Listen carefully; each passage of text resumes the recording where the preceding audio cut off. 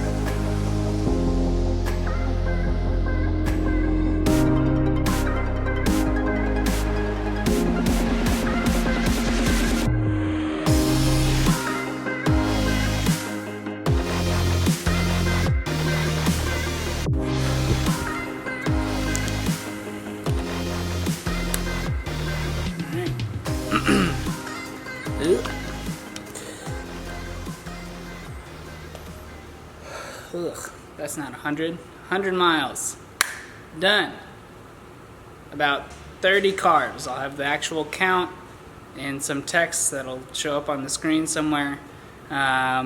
6 bottles of water, 7 bottles of water, 1 bar, and I lost 0.8 pounds. So really for a 5.5 hour day, not too bad from a fluid loss standpoint.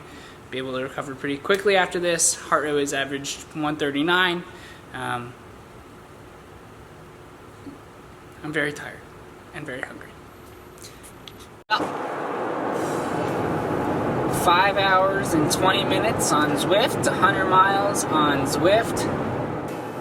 Virtual racing training platform. Really pretty long day in the saddle, but I feel actually really good, and I think that's just a testament to a couple things. One being that ketones absolutely work, and if you haven't tried them or are curious about them or whatever it is, I would definitely try them. I'll have the link in the description. Give them a whirl. But I think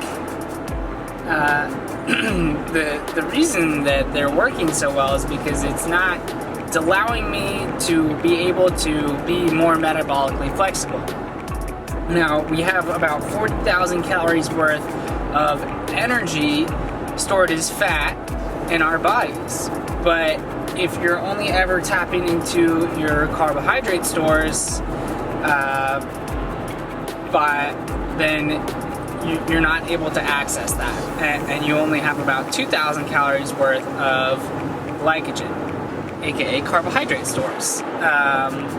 So really what you're trying to do is bridge that gap and say, hey, I want to tap into both of those sources simultaneously, and that is what ketones kind of allow you to do.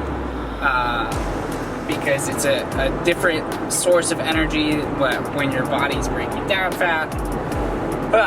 There's a lot of science that's too much to think about on a post 5 hour and 20 minute ride. But key thing being that ketones work because they allow metabolic flexibility. Second thing, hydration is really important. I went through 6.5 bottles of fluids during a 5 hour and 20 minute ride with a lot of cooling, fans, and whatever else on me. So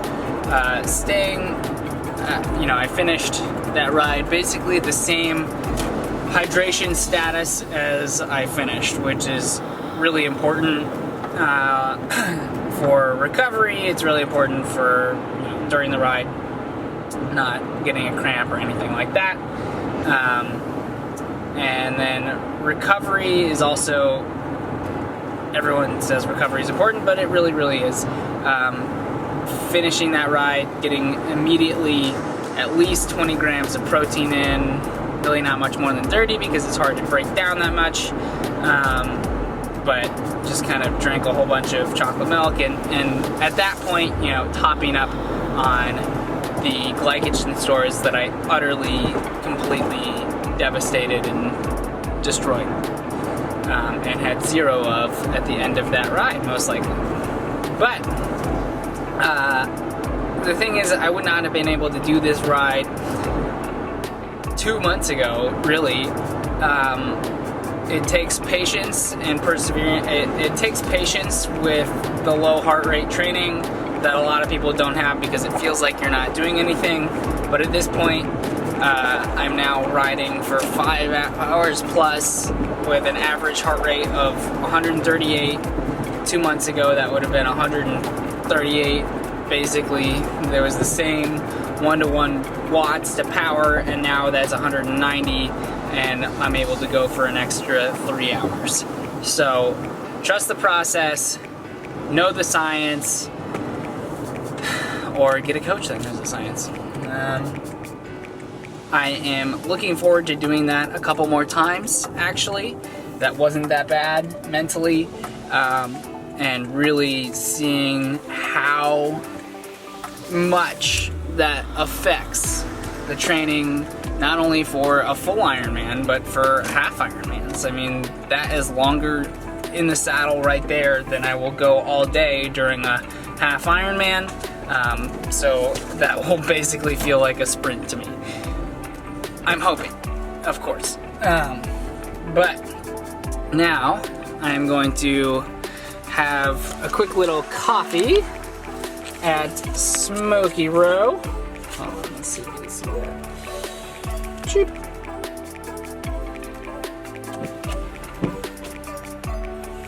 Smoky Row coffee, and support local because of coronavirus. So, yep, that's about it.